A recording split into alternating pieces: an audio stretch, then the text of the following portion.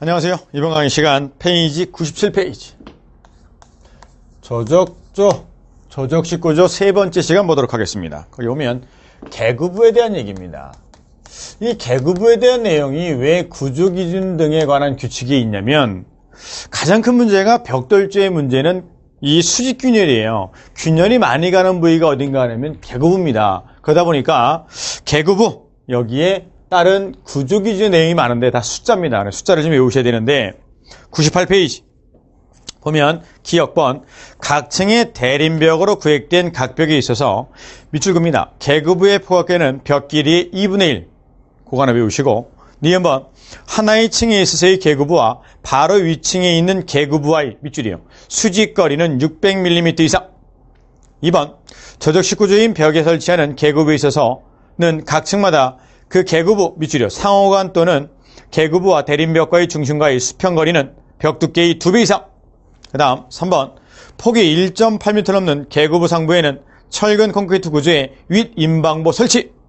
네 번째 4번 저적식구조인 내연민창 또는 내연삭기창은 철골 또는 철근 콘크리트로 보강. 여기까지입니다. 그러면 그걸 외우세요 그래야면 안 외워집니다. 정리해 드릴게요. 기본적으로 저적식구조는 단순하게 지을 때는 2층까지만 지라고 합니다. 창문 내죠. 이쁘게 창문도 내고 출입문도 내도록 하겠습니다. 이랬을 때 98페이지 맨 위에 있는 기역번 얘기입니다. 기역번을 보려면 대림벽이 뭔지 좀 정리를 해야겠습니다. 대림벽이에요. 대각으로 이웃 린자입니다. 이웃한 벽을 대림벽이라 부릅니다. 그러면 98페이지 맨 밑에 대림벽 용어 정리 보죠. 저적조 벽체에서 밑줄이요. 서로 이웃한 두 개의 마주보는 벽 또는 또 밑줄이요. 직각으로 교차하는 내력벽 이런 거네요. 예를 들어서 건물의 구조가 이렇게 되어 있다면 이놈의 대림벽은 누굴 거냐? 그러면 직각으로 교차돼서 이웃하는 벽이니까 이놈과 이놈이 대림벽입니다. 그럼 예를 들어서 이놈의 대림벽은 누구냐? 얘가 아니라 직각으로 이웃해서 직교하는 벽이니까 이놈과 이놈이겠죠. 그럼 말 그대로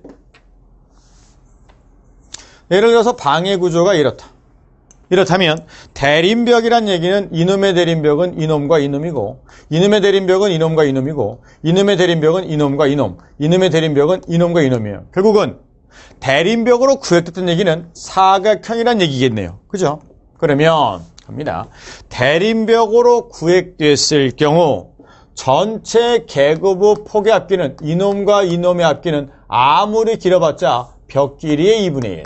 그림으로 암기하시는 게 편합니다. 즉 창문이나 출입문을 합쳤을 때 길이는 아무리 길어도 벽 길이의 2분의 1. 그 다음 니은번입니다.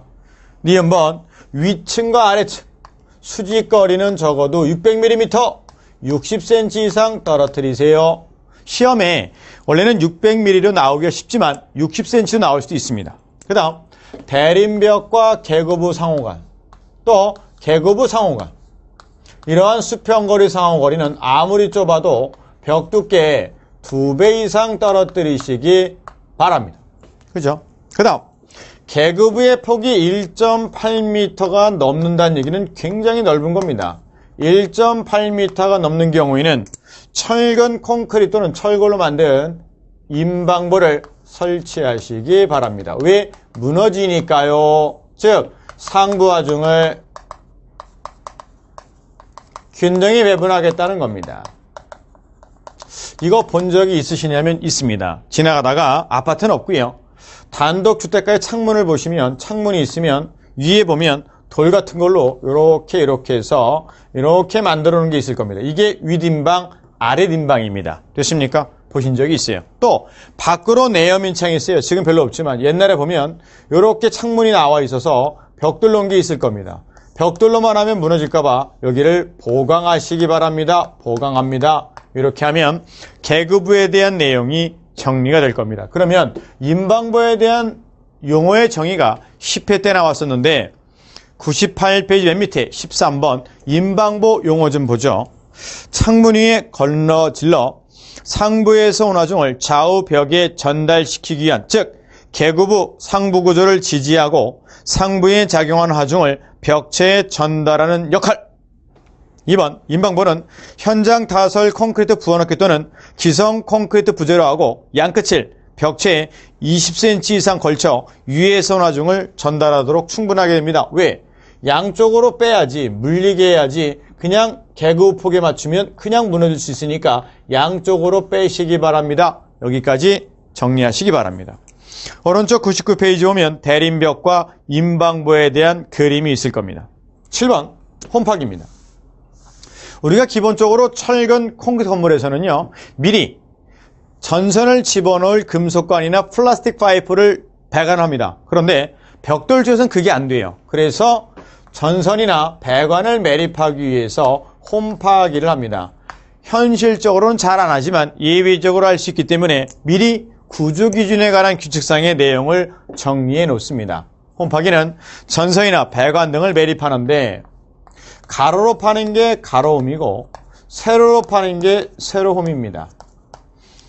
중요한 건 가로홈은 잘못 파면 무너집니다. 얘가 더 주의를 기울여야 됩니다. 그러면서 홈의 깊이는 너무 깊하면 무너지니까 아무리 그래도 벽 두께 3분의 1 이하로만 하여야 합니다. 그래서 외우기는 쉽습니다. 어떻게 외웁니까? 옛날에 보면 왜 말장난 많이 했죠? 뭐 어디 가삼, 오삼 이런 거 있지 않습니까? 그래서 가삼이라고 외웁니다. 즉 홈파기 중에 가로홈이 중요하고 깊이는 벽 두께의 3분의 1. 어떤 분이 그러시더라고요. 너는 너무 앞글자를 많이 딴다. 당연합니다. 왜요? 간단하게 외워버려야지. 이걸 언제까지 또 이거를 귀찮게 달달달 써서 외우겠습니까? 자주 반복해서 그냥 암기해버리면 됩니다. 좋습니다. 그러면 99페이지 핵심 문제 보도록 하죠. 조적 벽체에 대한 설명으로 옳지 않은 것은 1번 벽돌 벽체에서 지표면에서 10에서 20cm 높이의 방습층을 수평으로 설치합니다. 지표면 위에 수평 방습층. 2번 벽돌 벽체의 최소 두께는 아무리 작아도 150mm, 15cm 이상으로 당의 벽 높이의 20분의 이상. 맞네요. 3번 계구부 상부에 인방부를 설치할 경우에는 좌우 지지벽이 20cm 이상 물리도록 해야지 폭에 딱 맞추면 안 됩니다. 4번 조적도 내력벽에는 그 춤이 벽 두께 1.5배 이상인 철골 또는 철콘 테두리를 설치하세요. 5번 각 층의 대림벽으로 획된 각 벽의 계구 폭약계는 벽 길이 1.5배예요? 말도 안 되는 거죠. 어떻게 해요? 2분의 1, 0.5배 이하로 하시기 바랍니다. 정답은 5번. 넘어가서 100페이지입니다. 요즘에는 여기에 있는 벽돌 쌓기 주의사항 여기서 많이 내고 있죠. 벽돌 쌓기 주의사항. 아무래도 시방서에서는 이러한 뭐랄까요 숫자보다는 여기에 있는 유의사항들에서 많이 낼 수밖에 없을 겁니다. 갑니다. 쌓기 주의사항. 양가로 1번. 미축입니다. 내력벽에는 통줄루는 절대로 피합니다. 됐습니까? 벽돌은 내력벽에서는 절대로 통줄루는 하지 않습니다. 또 도면 및 공사 시방서에 정한 바가 없을 때는 이런 표현 나오면 살포시 무시해버리기 바랍니다. 요즘 애들 말대로 디스해버리세요. 미축입니다. 영식 또는 화란식 쌓기로 합니다. 왜요? 영식 및 화란식 쌓기는 통줄루를 만들지 않고 막힌 줄로만 만들기 위해서 영식 쌓기에서는 벽끝이나 모서리에 이어토막 또는 반절, 화란식 네덜란드 쌓기에서는 치료토막을 사용하거든요. 그래서 양가로 1번 가지고 14에 떼낸 거고요. 양가로 2번. 세로 줄눈입니다. 가로 줄눈은 무조건 통에 있습니다. 세로 동글뱅이. 줄눈은 통줄눈이 생기지 않도록 끝. 양가로 3번. 벽돌은 각부란 얘기는 각 부분이 동일한 높이로 쌓아 올라가고 벽면의 일부 또는 국부적으로 높게 쌓지 마세요. 한쪽만 싹 쌓아 올라가면 하중이 편중되겠죠. 그러면 부동치마에 의한 균일이 발생할 거니까 똑같은 높이로 쌓아 올라가라는 얘기입니다. 양가로 4번. 벽돌의 하로 쌓기 높이는 최대 1.5m 이내, 표준 보통 1.2m 정도로 합니다.